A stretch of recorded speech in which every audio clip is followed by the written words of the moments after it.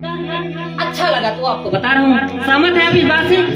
तो सबसे पहली बात करें, आज हमारा भारत देश कृषि प्रधान देश है और यहाँ पे लगभग 70 से 75% लोग खेती बाड़ी से जुड़े हुए हैं और हमारा छत्तीसगढ़ तो धान का कटोरा है। हेलो, यहाँ पे ज्यादातर धान की खेती होता है और ऐसा कोई व्यक्ति नहीं है जिसके पास में कुछ भी भूभाग खेती ना हो। किसी के पास कुछ भी ना हो तो छोटा सा बाड़ी रहता है, घर में उसमें सब्जियां उगाते हैं या अपने घर के जो जरूरत की चीजें उनको उगाते हैं। यानी सभी लोगों का जुड़ाव जमीन के साथ में है, खेती बाड़ी के साथ में। सही है कि नहीं?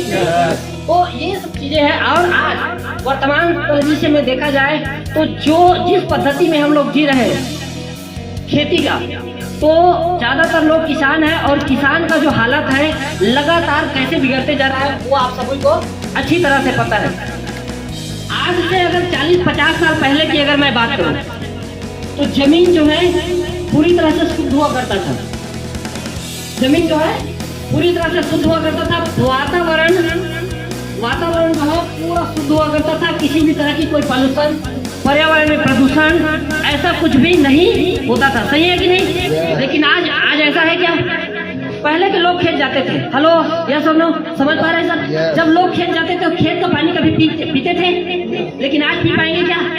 नहीं पी पाएंगे। आज जहरीला हो चुका है, लेकिन उस समय पिया करते थे लोग।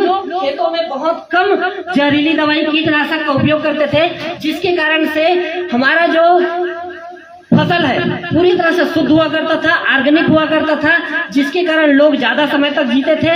और आज उसका विपरीत असर आज जो है, देखो पहले के समय में, आज से 50 साल पहले इतना उत्पादन नहीं होता था। होता था क्या? नहीं होता था। लेकिन आज उत्पादन बहुत तेजी गति से ग्रोथ हुआ है।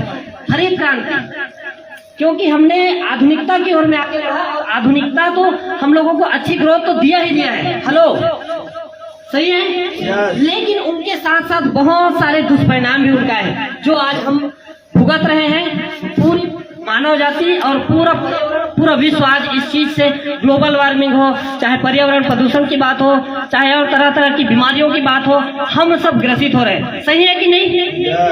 ये सारी स्थिति से आज हम सामना करना पड़ रहा है, इन सारी स्थितियों का सामना करना पड़ रहा है। आइए सबसे पहले बात करते हैं कि आज जो हम रासायनिक खाद उपयोग कर रहे हैं, उस रासायनिक खाद का क्या दुष्परिणाम हो रहा है, उससे क्या नुकसान हो रहा है। सबसे पहले तो जो रासायनिक खाद जो हम सबसे ज्यादा डाल रहे हैं, उसके कारण से हमारी धरती जो है पूरी तरह से पथरीला और बंजर होते जा रहा है। सही है कि नहीं? जमीन जो है आज कठोर होते जा रहा है। पहले के जमाने में देखा जाता था तो पहले जुताई जो होता था किससे होता था? हल से जुताई करते थे और पूरे साल भर उसमें नमी बना रहता था। कुंवार की जुताई बोलते हैं, नांगर। तो उस समय उसमें नमी रहता था और अच्छे से जुताई होता था।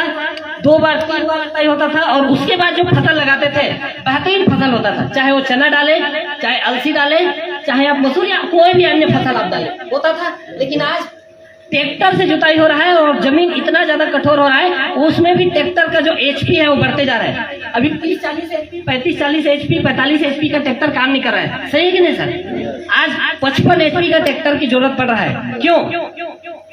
लगातार हम जो रासायनिक खाद डाल रहे हैं, ये इसका दुष्परिणाम है। सबसे पहला मानव के ऊपर पड़ रहा है इसका जो खतरनाक असर, मानव के ऊपर। आज आप देखें बीमारियां कितनी तेजी गति से बढ़ रहा है। हेलो, पहले के जमाने में बीमारी कितना होता था पता है? जब हमारा देश आजाद हुआ 1947 में तो 8% लोग बस बीमार हुआ करते थे। लेकिन आज 2024 WHO के डाटा की अगर मैं बात करूं, आज 75 से 80